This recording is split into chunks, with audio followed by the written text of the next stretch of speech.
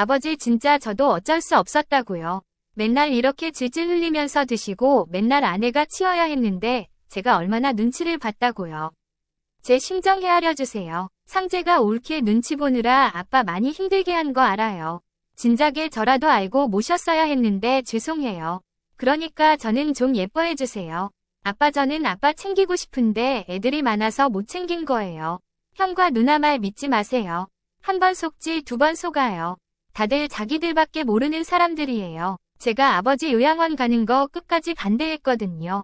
근데 형이랑 누나가 아버지 모셔봤자 득될 것도 없는데 내 형이랑 형수님 사이만 나빠진다고 보내자고 해서 보내준 거예요. 야 그래서 우리들이 이혼한 너한테 모실 거냐고 물어봤잖아. 아버지 모시는 비용 주겠다고 했는데도 나 몰라라 한 게 누군데 이혼한 것도 서러운데 병든 아버지까지 모셔야 하냐고 우리한테 큰소리치지 않았냐. 너 그럼 쥐꼬리만한 생활비 주면서 나더러 아버지를 모시라고 내 청춘 바쳐가며 부모 모시는 건데 꼴랑 150만 원은 너무 이기적이잖아.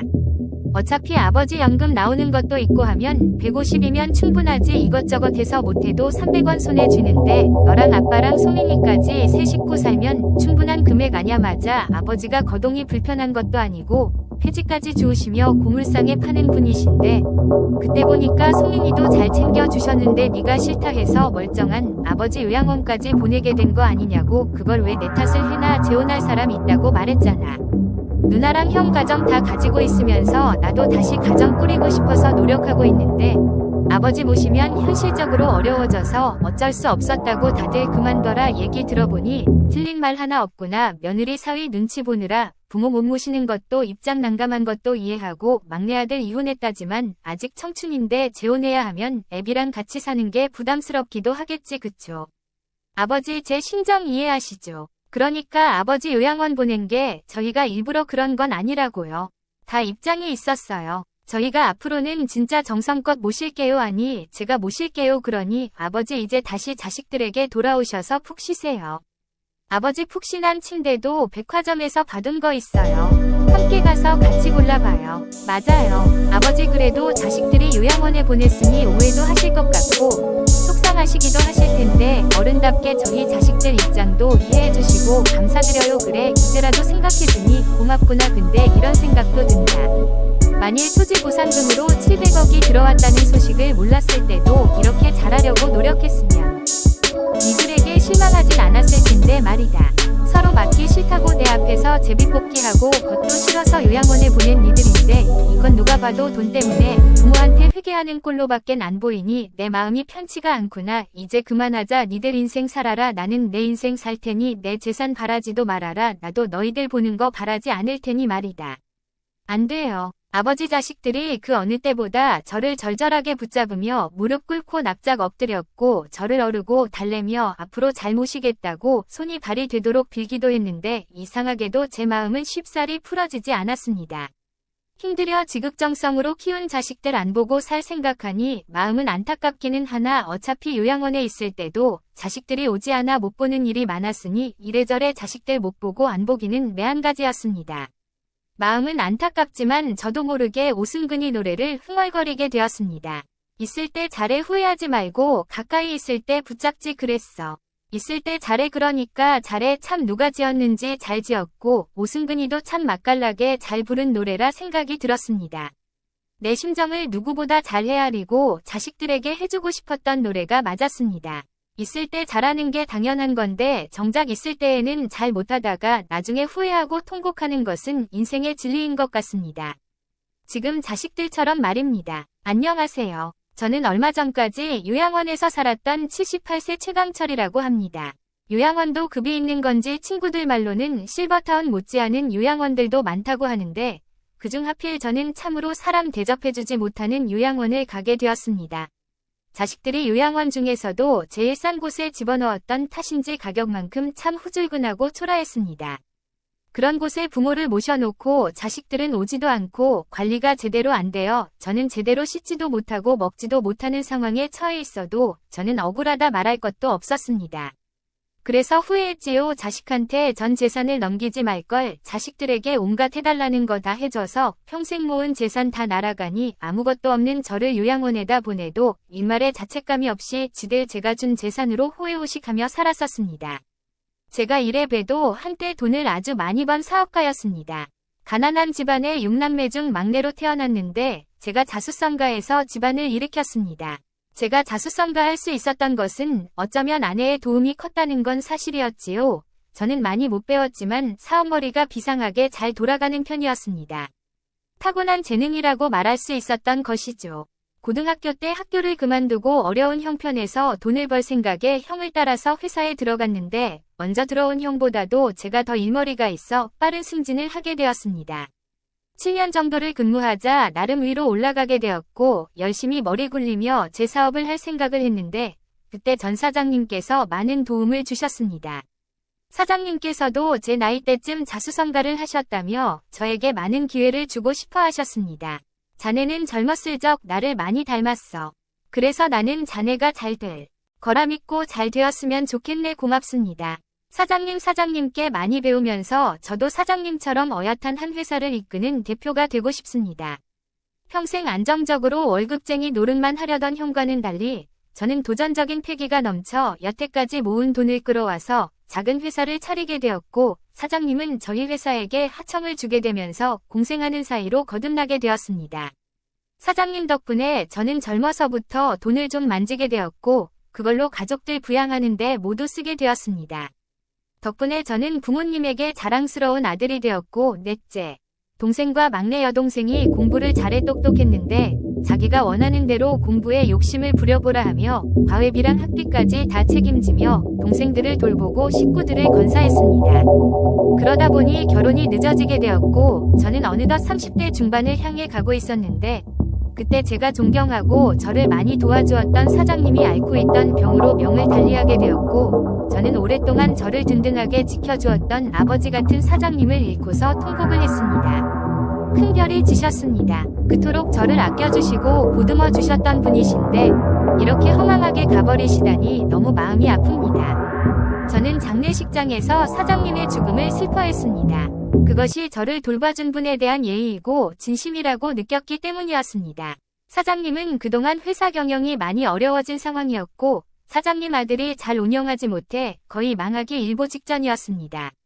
사장님이 아드님께 넘겨주심으로써 심하게 경영이 흔들리기 시작했고 거래처들도 다 끊기게 되어 저희 업체만 간단하게 유지되고 있었습니다. 허나 결국 다 무너지게 되었고 사장님도 끝내 쓰러지게 되었던 것입니다. 그렇게 사장님을 보내드린 뒤 한동안 저도 언제 무너질지 모른다는 생각을 했는데 그때 저를 많이 도와주셨던 분이 바로 사모님이셨습니다. 사장님은 일정 능력과 달리 이혼을 2번 하셨던 분이셨고 지금 사모님은 세 번째 부인이셨습니다. 세 번째 부인이랑 어떻게 결혼하셨는지 사연도 알고 있었습니다. 세 번째 사모님은 원래 거래처 여직원이어서 저랑도 자주 지나치며 인사했는데 사장님과는 20살 넘게 차이가 났는데도 결혼을 했습니다. 자제분들 넷하고는 남남이나 다름없었는데 결혼한 지 3년이 지났는데도 자식이 없었고 그 덕에 재산을 주느니 마느니 자식들하고 싸우게 됐는데 호적에 올라간 부인이었던지라 나름 상속을 많이 받게 되었고 큰 돈을 가진 미망인이 되었습니다. 그리고 저는 사장님과의 인연으로 사모님과도 자주 연락하며 지내게 되었는데 그 인연으로 저는 사모님과 결혼을 하게 되었습니다.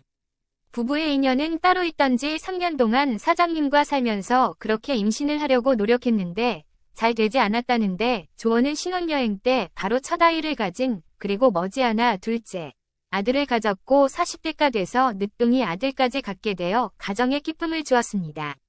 저희는 작은 회사여서 그런지 나름 큰 기업들에게 하청을 못 받으면 유지가 안 되는 회사였는데 아내가 사모님 시절에 알아두었던 다른 회사 사모님들 덕분에 도움을 받았고 몇 번이나 무너질 뻔했는데도 아내가 개인적으로 자금을 대어 저희 회사는 간신히 살아남으며 먹고 살게 되었습니다.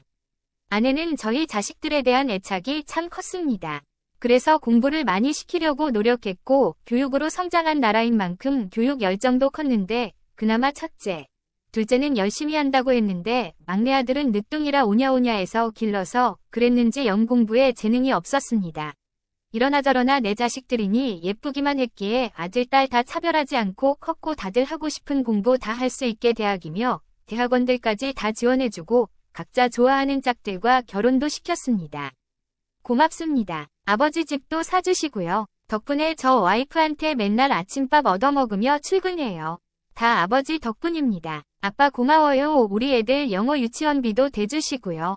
심서방이 아빠한테 고맙다고 언제 한번 근사한 곳에서 식사 대접한다고 전해달랬어요. 아버지가 신축 아파트 마련해준 덕분에 처가 어른들이랑 형님들 굴을 납작하게 해줬어요. 든든한 뒷배가 되어줘서 내가 얼마나 든든한지 몰라요. 젊었을 적 꿈은 큰 회사를 운영하는 총수가 되고 싶었지만 그렇게까지는 되진 못하고 작은 회사를 꾸려나가게 되었지만 그래도 현명한 아내와 아이들을 얻었으니 세상을 다 가진 것 같았습니다. 돌이켜보면 처음부터 자식들이 부모에게 못했던 것은 아니었습니다. 자식들은 귀하게 기른 만큼 부모에게 잘하려고 노력했을, 항상 챙겨주고 보듬어주고 부모 위할 줄 아는 녀석들이었습니다. 다들 저희에게 자식 농사 잘 지었다고 칭찬할 만큼 잘했습니다. 아들은 심지어 지방자치단체에서 시장님이 주는 효자상까지 받았는데 자식들이 잘하는 만큼 저와 아내는 일보다는 그런 자식들 행복하게 사는 모습 보며 서로 아껴주며 그런데 아내가 갑자기 교통사고로 죽게 되면서 인생에서 뭔가 조금씩 어긋남을 느꼈습니다. 아내의 장례식장에서 자식들은 통곡하고 슬퍼했고 그렇게 아내를 보냈는데 이상하게도 아내가 제 곁에 없으니 복이 다 나간 건지 회사도 매출이 내리막길을 타게 되면서 저는 한순간에 그야말로 망하게 되었습니다. 직원들 월급도 몇 달째 밀리게 되었고 회사는 그냥 한순간에 무너지면서 저는 나이 70이 되어 가진 재산에 차압당하며 거액의 빚을 지게 되었습니다. 무너지려면 좀 더 일찍 무너져서 젊을 적 다시 회생할 수 있게 기회라도 왔으면 좋았을 텐데 너무 늦은 나이에 무너져버려 저는 그대로 바닥을 찍게 되었습니다. 아내가 더 이상 세상에 없으면서부터 자식들의 행동이 돌변하기 시작했습니다. 아니 정확하게는 제가 망하게 되면서 빚더미에 오르니 자식들이 앞다투어 괜히 빚이 자기에게 튈까 봐서 상속을 다 포기하게 된 것이었습니다. 저는 제가 망하기 전에 자식들에게 집 한 채씩 다 해줘서 정말 다행이라고 생각했습니다. 아무래도 노인인지라 20억이나 되는 빚을 갚을 능력이 되질 않아 파산 신청을 하게 되면서 저는 신용이 바닥을 치면서 금융거래조차 제한을 받게 되었습니다. 그나마 사법부의 은혜로 달달이 나오는 국민연금은 압류하지 않아 그걸로 먹고 살았는데 참으로 빠듯하기 그지없었죠. 집까지 압류당하자 일단은 당장 길거리에 주저앉게 되었기에 급한 대로 저는 아들네에서 머무르게 되었습니다. 아들은 제 짐을 들고 한숨을 쉬며 제게 입단속부터 했습니다. 일단 아버지 안 사람에게는 아무 말 하지 말아주세요. 괜히 서로 불편해질까 봐서요. 그렇겠지. 며느리한테 괜히 부담이 되겠지. 당연하죠. 요즘 세상에 시부모 달가워하는 며느리가 어딨어요. 좋든 싫든 부담이지요. 그렇구나. 그치 며느리는 어쨌든 딸처럼 여긴다고 해도 내 딸은 아니니 친딸도 아버지 모시기 싫어할 판에 남의 딸은 더 그렇죠. 아버지가 알아서 눈치껏 지내세요. 언제나 항상 웃는 얼굴로 아버지의 아버지하며 효자 노릇을 했던 녀석이었는데 어쩐지 며느리 눈치를 보기 전에 아들 눈치부터 보는 것 같아 기분이 좋질 않았습니다. 집에 도착하자마자 지방자치단체에서 받은 효자 상패와 자랑스럽게 찍은 사진이 있었습니다. 그것이 아들네 집에 머물렀을 때 내내 밟히기는 했습니다. 제가 아들한테 고마울 때나 섭섭할 때 한결같이 말입니다. 처음에는 며느리가 저를 어려워하며 나름 삼시세끼 일일이 다 차려주며 고관절 때문에 병원까지 알아서 챙겨줘 지극정성으로 모시려고 노력했지만 한 달쯤 되니 이제 힘을 붙였던지 눈치를 주기 시작했습니다. 더욱이 제가 빚을 졌다는 소식을 듣고 며느리는 태도 또한 변하기 시작했던 것이지요. 제일 컸던 것은 저 때문에 손주 2명이 각각 방에서 잤었는데 한 방에서 몰아자면서 내심 미안해지기도 했습니다. 큰손주는 별로 개의치 않았습니다만 작은 손주는 철없는 마음에 그게 불만이었나 봅니다. 형아 할아버지 빨리 나갔으면 좋겠어. 형이랑 같이 방 쓰는 거 불편해. 형아 공부해서 나 놀지도 못하고. 할아버지 언제 나가. 그러지 마. 여기 우리가 사는 집 할아버지가 아빠 결혼하실 때 사준 집이래. 할아버지 집이나 마찬가지인데 할아버지를 어떻게 나가라고 해. 그런 말 다신 입에 올리지 마. 할아버지 상처받아. 큰손주는 작은 손주의 입단속을 했지만 둘 다 목소리가 컸기에 이미 제 귀에도 들렸고 며느리 또한 방문 틈을 이용해 그것을 지켜보고 있었습니다. 작은 손주의 철없는 볼멘 소리가 이어지자 며느리는 그걸 핑계 삼았던지 아들을 시종일관 빡빡 긁어댔습니다. 여보 언제까지 아버님 여기 계셔? 맨날 승준이가 형아가 자기 방 쓴다고 불편하다고 난리야. 할아버지가 잠깐 방 쓰는 건데 뭐 불편하다고 그래. 엄마가 그걸 동조하면 어떻게 애를 잘 설득해야지. 나도 불편해서 하는 말이야. 기약이 없잖아. 대체 언제까지 이 불편한 생활을 해야 하냐고. 그럼 아버지 지금 가실 데가 어딨어? 지금 빚잔치하고 계셔서 집까지 날려먹은 분을 내쫓을 거냐고. 무작정 내쫓는 것이 아니라 당신만 아버님 아들이냐고. 그래도 내가 아들이잖아. 그리고 당신 입 조심해나. 부모님께 잘한다고 효자상까지 받았는데 당신이 이렇게 아버지 모시기 싫다고 떠넘기는 거 알면 내가 뭐가 돼. 당신이 효자상 받았지. 내가 효자상 받았어. 난 몰라. 더 이상 아버님 못 모시니까 당신이 알아서 헤쳐갔지. 부모님들이라고 생각해. 당신도. 아들 둘이나 키우면서 며느리가 나중에 당신한테 그러면 어떡할래? 사람 일이 어떻게 될 줄 알고 나한테 악담을 해라. 정말 나는 내가 죽는 한이 있더라도 우리 아들들 내 불편해서라도 못 갈 것 같아. 특히 가진 거 없으면 미안해서라도 염치가 없어서 못 가지. 가진 거 부모님 가진 거에 따라 모시고 말고 하는 게 가당키나 해. 더 이상 당신과 입씨름하기가 싫다. 입씨름하기 싫으면 당장 형님이랑 도련님 불러서 같이 의논이라도 해나. 혼자서는 도저히 못 당하겠으니까 나 애들 데리고 당장 친정에 가 있을 테니까 해결 볼 때 불러. 며느리의 최후 통첩에 자신이 없어진 아들은 근심 걱정을 달고 살다가 결국은 형제들을 부를 수밖에 없었습니다. 근데 막내 아들은 당장 오기가 힘든 상황이기는 했습니다. 그때 당시 며느리가 다른 남자와 눈이 맞아 막내 아들과 이혼 소송 중이라 미처 못 오고 큰딸만 오게 되었던 것입니다. 큰딸은 막내 아들이 사정이 그렇게 된 줄 알았기에 아버지를 모시는 의논을 하려고 자기를 부른 것을 이미 알고 있었습니다. 딸은 이 핑계에 저 핑계대며 미루다가 끝내 며느리하고 대판 한판 한 후 겨우 오게 되었습니다. 며느리와 딸과 저를 두고 많이 다투었는데 그것이 매우 소란스러웠습니다. 그럼에도 불구하고 그 모습을 보고도 못 본 척하며 방문 꼭 닫은 채 누워서 눈물 흘려야 하는 신세가 되니 가슴이 미어졌습니다. 며느리가 한결같이 강경하게 나오니 딸은 사위를 불렀고 사위와 아들이 얘기하게 되면서 일단 아들네 집에서 보낸 한 달만큼만 큰딸네에서 지내게 되었습니다. 짐을 큰딸네로 옮기는데 마치 이리저리 옮겨지는 짐짝같이 느껴졌는데 능력 없어 자식들에게 의지하게 되는 경우는 다 그렇게 느낄 것 같았습니다. 스스로가 초라한데 자식들 반응에 더 상처 입으니 저는 눈시울을 붉혔습니다. 큰딸도 손주가 2명이었는데 공부하느라 저와는 눈도 마주치지 않았습니다. 딸이라 해서 저는 좀 더 마음이 편할 줄 알았지만 차라리 며느리 손이 더 편할 정도로 딸에게는 찬바람이 쌩쌩 불었습니다. 여기 밥 해놨으니까 아버지가 알아서 냉장고에서 반찬 꺼내 드세요. 항상 드신 건 설거지 해놓으시고요. 군 식구 티 안 내시면 좋을 것 같아요. 알겠다. 그러마 그 편이 나도 편하지. 점점 목소리가 기어들어가는 게 스스로도 나약해지는 게 느껴졌습니다. 딸은 저를 위해서 밥을 차려놓은 것이 아니라 손주들을 위해서 들어오는 시간을 맞춰서 밥을 차려놓았죠. 물론 제가 아침 점심에 먹은 것들과는 다르게 정식으로 상을 차렸습니다. 손주들이 들어와서 밥을 차려줘서 먹였는데 반찬이 워낙 많아 조금씩만 먹고 다 남기게 되었습니다. 요새 입 짧지 않습니까? 그래도 하나라도 더 먹이고 싶은 어미 마음에 딸은 항상 이것저것 영양소에 맞춰서 밥을 차려준 마음은 이해할 수 있었는데 문제는 손주들이 먹은 잔반을 버리지 않고 큰 접시에다 모아 그대로 냉장고에 넣어놨습니다. 저는 처음엔 큰딸이 아까워서 자기가 먹으려고 놓았나 싶었는데 아침 식사 때는 사위며 애들이며 다 같이 먹는 자리라 넘어가고 점심때 저 혼자 먹을 때 그걸 내놨습니다. 이거 손주들이 먹다 남은 거 아니냐? 맞아요. 손주들이 남긴 건데 어때서요? 너무나도 당당한 큰딸의 말에 잠시 할 말을 잃었지만 다시 조심스럽게 말했습니다. 손주들이 먹은 것들인데 내가 먹는 거는 좀 그렇지 않냐? 애비는 비위가 별로 안 좋아서 한 번 젓가락 댄 거 그 다음에 안 먹었었다. 그때는 아버지가 분에 넘치게 잘 사셨으니까 그렇고요. 근데 지금은요. 하나라도 아쉬운 상황 아니에요. 제가 열심히 만든 건데 적어버리는 거 너무 아깝잖아요. 그럼 손주들이 먹은 거 손주들이 먹게 하지. 아까우면 네가 먹어도 되고. 그럼 드시지 마세요.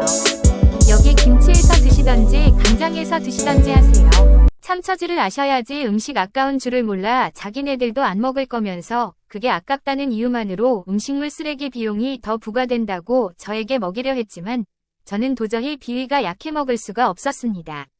막말로 손주들이 남긴 건데 뭐 어떠냐 싶겠지만 저는 가난했던 어린 시절일 때도 그게 잘 안 되어서 배를 골고는 했습니다.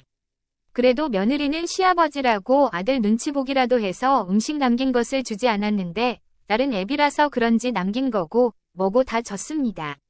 더 그랬던 것은 딸이 아무래도 반찬 만드는 것을 귀찮아하는 것이 느껴져서 그런가 싶어서 김치 한 가지로는 그렇고 제가 계란 후라이라도 해먹으려고 후라이팬 좀 썼는데 나름 치운다고 치웠건만 주방에 손댔다며 난리를 쳤습니다. 내 부엌 살림 건들지 말랬잖아요. 우리 엄마도 나 부엌 건드리는 거 싫어해서 안 들어왔는데 아버지가 왜 드나들어요. 그냥 냉장고에 있는 반찬만 잡수시면 되지 밑반찬이 없어서 그랬지 김치만 맨날 먹었니. 나도 물리고 그래서 계란 후라이라도 하나를 해먹으려고 한 건데 내가 그리 잘못했냐. 그럼 나더러 해달라고 하든지요. 입 없어요. 딸에게 해달라는 소리도 못해요. 큰딸은 어느새 저에게 겁낼 만한 존재가 되었습니다. 그 어떤 사람도 무서워한 적이 없었던 저였는데 다른 사람도 아니고 고이고이 사랑스럽게 키운 큰딸을 겁내게 될 줄은 상상조차 한 적이 없었습니다. 혼나서 못해달라 그랬다 한마디 했다가는 딸 불효녀로 문다며 난리를 칠 것 같고 아이고 내가 어찌 이런 신세가 됐나 마음이 편치 않고 매일 눈물만 흘렸는데 그렇다고 딱히 갈 데가 없었습니다. 마음 같아서는 지금 당장 여유가 없으니 삼남매가 조금씩 보태줘서 월세방 하나라도 얻어주면 혼자 연금으로 먹고 살면 될 텐데 하지만 서울의 월세가 워낙 비싸기도 하고 효자상까지 받은 아들이 이름에 누가 될까봐 절대 혼자 저를 내버려 두지 않을 테니 저는 그야말로 오도가도 못하는 신세가 되고 말았습니다. 이럴 줄 알았으면 아내가 사업을 접어라 할 때 접을 걸 애들에게 아직 나 건재하다 일하는 애비로 보여주고 싶어서 애써 사업체를 붙들고 있다가 화를 당했으니 내 속이 분들어지는 것만 같았습니다. 자꾸만 아내가 그리웠습니다. 차라리 나를 먼저 데려가지 왜 아내를 먼저 데려가서 내가 죽지 못해 살게 하나 싶어서 서러움이 몰려왔어. 제가 계란 프라이나 찌개를 끓이거나 뭘 손대면 부엌에 손댔다고 손주 올 때까지 뒤집어졌고 저는 그게 신경 쓰여서 그냥 김치랑 먹고 말지 했습니다. 그러다가 도저히 못 먹겠어서 입맛이 없어 냉장고를 열었는데 여전히 잔반이 존재해 있었습니다. 누굴 위한 것인지 몰라도 잔반이 늘 존재하니 그래도 먹고 뭐 탈이라도 날까 싶어서 늙으면 비위도 강해진다는데 그거 믿고 한번 먹어보자 싶었습니다. 랩을 벗기고 전자레인지에 돌리니 나름 고소하고 맛있는 향기가 났습니다. 제육 불고기며 호박무침이며 진미채며 콩나물이며 그 반찬들이 다 섞여 있었지만 그래도 오랜만에 김치 아닌 음식이라 그런지 밥이랑 같이 꿀떡꿀떡 잘 먹어졌습니다. 밥맛 없어서 못 먹었는데 잔반이라고 생각 안 하면 먹을만하다 싶었습니다. 냉장고에 잔반을 싹 비우고 먹은 식기들 설거지해 놓으니 그때부터 딸은 계속 잔반을 냉장고에 넣어 놓았습니다.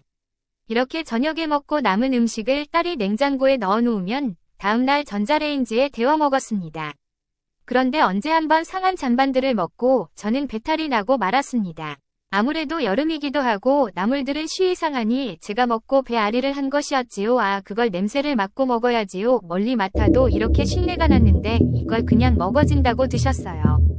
속상해. 아주 병원비가 더 들겠어 몰랐지. 나이가 들면 후각도 둔해지나 보다 미안하구나. 나 때문에 괜히 병원까지 오게 해서 다음부터는 나 혼자 엄마 딸은 알아서 하라며 제게 체크카드를 손에 쥐어주었고 저는 장염이랑 식중독같이 오게 되어서 한동안 고생을 했습니다.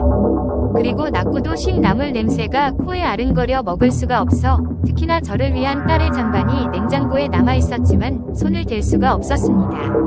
거의 쫄쫄 굶게 되니 자연스럽게 살이 빠졌고 사위가 그런 저를 보고 깜짝 놀랐습니다. 아버님 살이 많이 빠진 것 같아요. 집사람이 잘못해줘요. 당신은 친정아버지인데 음식을 부실하게 드렸어. 그게 무슨 소리야. 사람 잡겠네. 다른 사람도 아니고 우리 아빠인데 내가 왜 그러겠어. 큰딸은 저를 쳐다보며 얼른 해명하라고 눈짓으로 말했고 저는 얼른 고개를 끄덕이며 사위에게 대답했습니다.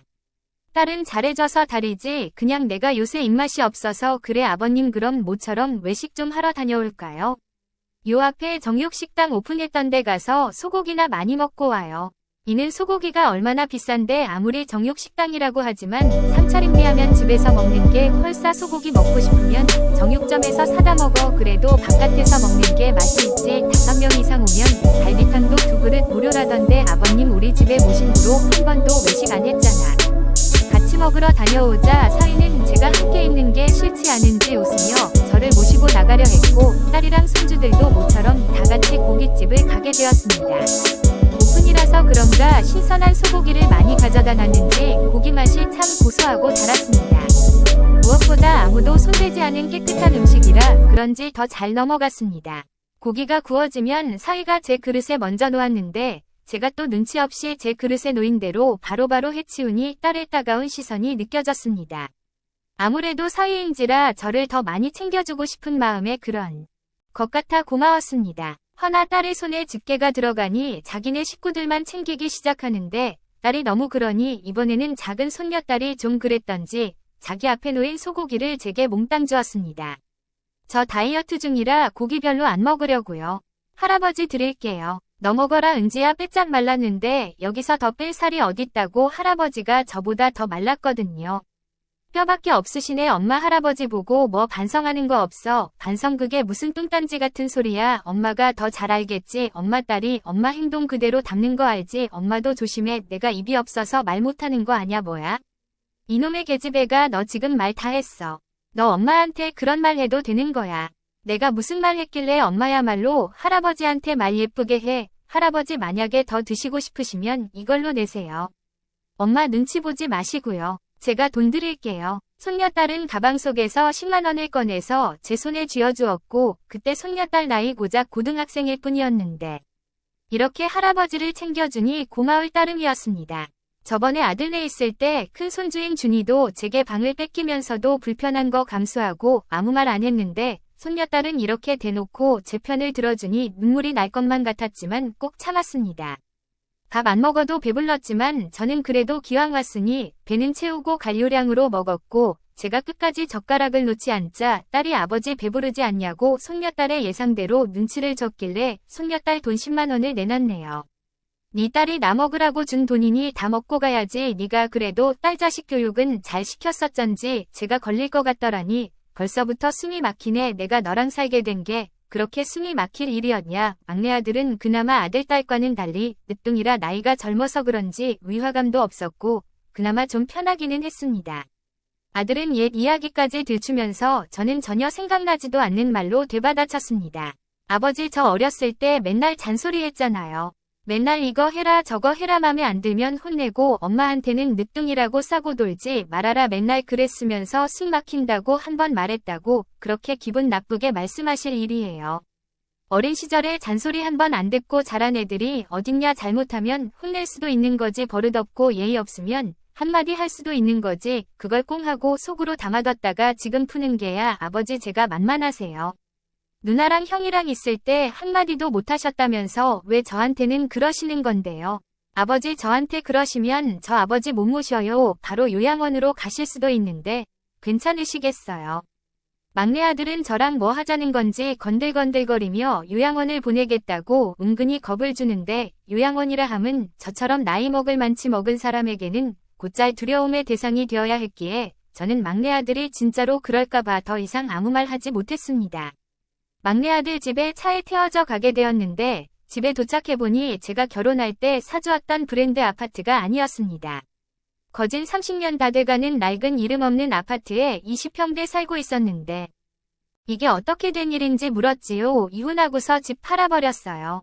그 여자랑 같이 살았던 집 치가 떨려서요. 팔고서 현금이 좀 생겨서 주식 투자했다가 잘못되어서 이사 오게 된 거예요.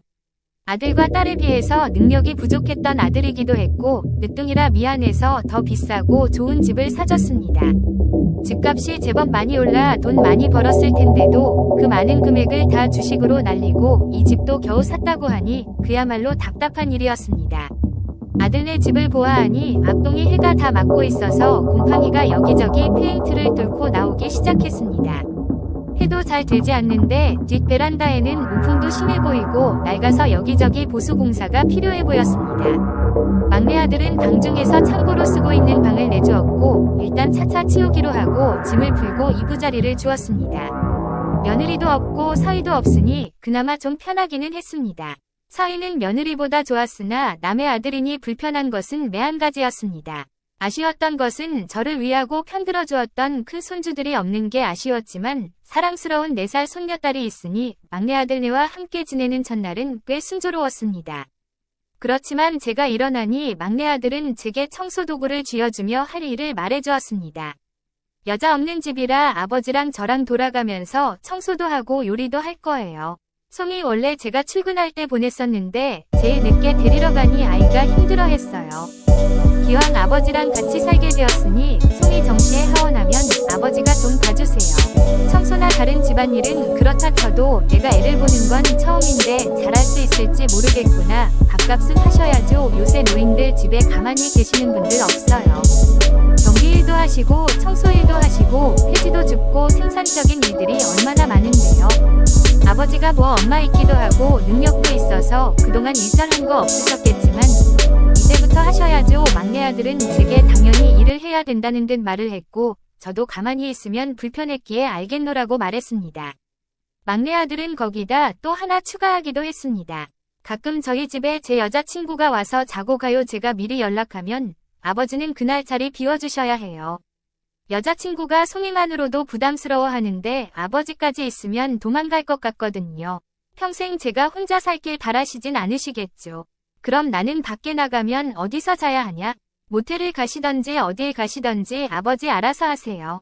연금 받으시는 거 쓰셔야죠. 생활하기도 빠듯해서 따로 용돈은 안 드릴 거예요. 제 입장 이해하시죠? 저는 알겠다고 막내 아들에게 약속을 했고 그날부터 막내 아들과의 생활이 시작되었습니다. 사실 마음은 편했지만 할 일은 제일 많았습니다. 저도 집안일을 평생 집사람이 했기에 익숙하지 않은 상태에서 시작하게 되었는데 조그만 평소에도 할 일이 너무 많아서 쓰러지기 일보 직전이었습니다. 집이 어찌나 지저분하게 하고 사는지 막내 아들과 결혼할 여자친구가 집에서 자고 간다면 남자친구네 이런 것도 정리 좀 하고 그러지 안 봐도 뻔한 며느리감이라 생각이 들었습니다. 냉장고에는 제 배달 음식 남은 것들 모아놓은 게 썩어가고 있었고 검은 봉투를 만져보니 물컹한 것이 잡히며 스르륵 물이 된 게 흘러내렸는데 퀴퀴한 냄새까지 났습니다. 비위가 안 좋은 저는 계속 구역질을 했고 맨날 라면이랑 즉석밥만 먹으면서 설거지는 안 해놓은 건지 싱크대에 곰팡이까지 쓸었습니다. 거기다 가스레인지에는 음식 흘러넘친 게 그대로 굳어 딱딱해서 떼어내기도 힘들었고 쓰레기는 버리지도 않는 채 쌓여만 있더라고요. 이런 환경에서 도대체 4살짜리 딸아이를 어찌 키웠는지 아비로서 자질이 의심스럽기도 했습니다. 그럴 거면 그냥 며느리한테 키우라고 주지 왜 재판까지 하면서 데리고 왔는지 모르겠더라고요. 제가 왜 애를 그 여자한테 줘요? 그 여자 바라는 대로 새 살림 차리라고 그 여자 바라는 대로 새 살림 차리라고 이혼해줬는데 자식까지 주면 전 남는 게 뭔데요. 그 여자 괴롭게 하려고 그 여자가 제일 아끼는 송이 데려온 거예요. 유전자 검사해보니 다행히 내 새끼라 키우기로 한 거고요. 그럼 잘 키워야지 맨날 애 어린이집에만 두고 돌아다니냐. 전에는 24시간 어린이집에 뒀다면서 얼마나 애가 불안했겠어. 아직 4살이라 몰라요. 그렇게 손녀딸 안쓰러우시면 잘 돌봐주세요. 제가 주식으로 나중에 돈 잘 벌게 되면 누나랑 형 몰래 조그만 월세집 하나 얻어드릴 테니 거기서 송이 키워주심 더 좋고요. 아무리 생각해봐도 제 재혼에 걸림돌이 될 것 같아요. 아버지도 그렇고 송이도 그렇고요. 막내 아들에게는 저나 송이나 똑같이 자신의 결혼을 방해하는 걸림돌 정도 보였나 봅니다. 이제 슬슬 결혼 얘기가 나오기 시작했는데 송이 있어서 여자 쪽에서 반대한다는 소리가 있었습니다. 이 기회에 아들은 제가 송이를 돌봐주기를 바라며 떨궈낼 생각을 하고 있었습니다.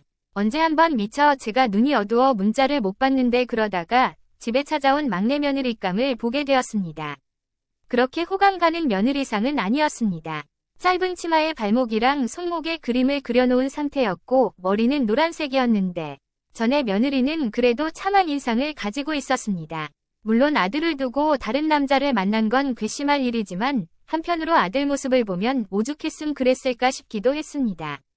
아들과 며느리는 어울리는 짝이 아니라고 처음부터 생각했지만 아들의 일방적인 구애로 겨우 결혼을 했는데 결국 며느리의 잘못으로 파경을 맞게 되어 죄 없는 손녀만 안타깝게 된 것이었지요. 막내 아들과 제가 본 여자와 결혼한다면 가엾은 송이는 계모 밑에서 자라 많이 힘든 처지가 될 것 같았습니다.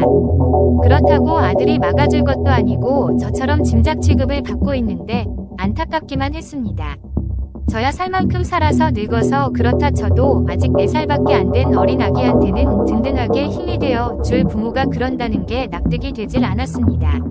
아내와 제가 늦둥이인 막내 아들을 얼마나 예뻐하며 귀하게 키웠는데 정작 아들은 그걸 기억 못하고 학창시절 잔소리한 것만 기억했습니다. 늦둥이라 눈에 넣어도 안 아픈 자식이라 많은 사랑을 받고 자랐으면 자기 자식에게도 그리 사랑 주며 키울 수 있을 것을 아들은 그런 그릇이 되지 못했습니다. 아무래도 안쓰러워서 송이가 딱해 재우면서 보니 엄마를 자주 찾는 것만 같았습니다. 꿈속에서라도 그리운 엄마를 바라는지 자꾸만 엄마하며 웃는데 저도 모르게 눈물이 났습니다. 제가 송이를 봤을 때 가장 활짝 웃을 때는 바로 꿈속에서 엄마를 만날 때였습니다. 눈을 떠서는 4살 아이 특유의 밝은 성향도 없었고 한마디도 입을 안 떼며 무표정이었습니다. 부모가 신경을 안 써주니 발달이 느려서 말도 잘 못했고 그나마 하는 말이라고는 엄마 아빠가 전부였는데 저는 안 되겠다 싶어 어차피 아들이 결혼하면 쫓겨날 몸매라도 친정엄마한테 돌려주자 싶었습니다. 아는 친구한테 건너 물어보니 아이를 양육하는데 흐트러짐이 있으면 양육권이 박탈될 수도 있다고 하는데 그래도 제 아들이니 그렇게까지 할 순 없는 노릇이고 설득했습니다. 돈이 없으니 아들이 가장 부담스러워하는 게 뭘까? 생각해보니 바로 저더라고요. 고민 끝에 만약 손녀딸 엄마한테 보내주면 저 스스로 요양원을 가겠다고 말입니다. 내가 나이가 80이다. 늙어서 송이 키우다 잘못되면 그때는 송이 어떡하냐? 그럼 네가 다시 송이 도맡아야 할 텐데 너 새장가 가면 사이에서 애 안 낳을 거야. 그때 송이 뒤늦게 친어미한테 데려다 놓는들 어디 정이 생기겠냐. 더 이상 자식한테 못할 짓 말고 애 엄마한테 줘라. 저 가여운 것 마음에 생채기 더 내지 말고 그래도 네 자식인데 네가 애비라면 애엄마에 대한 앙심보다는 딸에 대한 사랑이 먼저 아니겠냐. 처음에 아들이 제 말을 들을 때는 죽어도 안 된다며 들은 채도 안 했지만 그래도 지속적으로 송이의 상태를 설명하고 얘기를 하니 조금씩 마음이 동요되는 것 같았습니다. 무엇보다 새로 결혼할 며느리감이나 그 집안에서도 송이 때문에 계속 결혼 반대를 하고 있으니 송이만 엄마한테 데려다 준다면 아들도 좋을 상황이었습니다. 그리고 저 또한 스스로 요양원으로 들어가 문제없이 살겠다고 각서라도 쓰겠다고 하니 막내 아들은 솔깃했던 것이었습니다. 어차피 큰 아들이나 큰 딸이나 명절날에 모여서 가족끼리 시간을 보낼 것 같지도 않고 제가 입만 안 열면 알아서 막내 아들이 어련히 잘 모시겠다고 생각할 수도 있으니 그게 여러모로 모든 상황에 걸맞춰서 가장 좋은 방법이었습니다. 그래서 결국 막내 아들은 저를 서울과 한참 떨어져 있는 요양원으로 저를 데려갔고 저는 군말 없이 막내 아들이 골라준 요양원으로 스스로 들어가게 되었습니다. 각서를 2장 썼는데 한 장은 요양원으로 스스로 들어갔다는 각서와 나머지 또 한 장은 소미를 친정엄마한테 돌려보내주겠다는 약속이었습니다. 제 눈으로 소미가 친엄마랑 만나는 모습을 보고 싶었기에 제가 직접 저 며느리한테 연락해 만나서 상황 설명을 하고 소미를 그쪽으로 인도했습니다. 제 딸 찾아주셔서 고맙습니다. 아버님, 제가 유책 배우자라 양육권을 뺏겼는데 제 잘못으로 인해 일이 됐으니 그 어린 것이 얼마나 눈에 밟혔는지 몰라요. 그리고 아버님 며느리 본분을 다 하지 못해 정말 죄송합니다. 찾은 어미의 얼굴이 나오며 감사하다고 제게 그 사람들 많은 한복판에서 무릎까지 꿇으며 고맙다 하는데 됐다 하며 나오면서 송이가 알아들으려나 모르겠지만 그래도 말해주었습니다. 소마, 그동안 자격 없는 애비 옆에서 고생 많이 했다. 어미 곁으로 갔으니 이제는 행복하게 잘 살 거라. 그리고 나중에 네 어미한테 얼마나 많이 사랑을 받았는지 기억하고 부모에게 잘 아는 착한 딸이 되거라. 소미는 알아들었는지 못 알아들었는지 모르는 얼굴이었지만 더 이상 잠든 꿈속에서 환하게 웃는 얼굴이 아니라 지금 살아가고 있는 세상에서 환하게 미소를 지었는데 그렇게 마음이 좋을 수가 없었습니다. 소미를 친엄마한테 보내고서야 저는 요양원으로 갈 준비를 했고 짐을 간단히 꾸려 작은 아들이 내려준 곳으로 갔습니다. 분명 각서 쓰셨어요. 요양원 맘에 안 드신다고 다시 돌아온다 하시면 안 돼요. 요양원에서 돌아온다 한들 저를 반기지 않는 자식들 뿐인데 어디인들 자식들 엿보다 좋지 않을까 싶었습니다. 큰 기대는 없었지만 작은 아들이 소개한 요양원에 정작 와보니 점점 착잡해졌습니다. 요양원 중에서도 가장 등급이 낮은 곳을 소개했던지 없던 병도 없고 나갈 모양새와 위생이었습니다. 제 또래인 사람들도 많았고 저보다 어린 사람들 다 제각각이었습니다만 하나같이 생기 잃은 눈빛을 하고 죽지 못해 살아가는 사람들이었습니다. 저도 몇 달 아니 몇 주만 있어도 저렇게 될 것이고 그래도 자식들 앞에서 느꼈던 비참함을 기억하고 잘 지내보기로 했습니다. 뭐 하나 제대로 관리가 돌아가는 것이 없었습니다. 요양보호사들도 하나같이 드세고 돈 벌기 위해서 억지로 일하는 사람들 같았습니다. 그나마 자원봉사자가 올 때는 사람들 눈을 의식해서 좀 나았는데 음식 만드는 것을 보고 저는 차라리 굽는 것을 택한 적도 많았습니다. 차라리 딸네 집에서 먹은 손주들이 먹다 남은 잔반은 양반일 정도로 말입니다.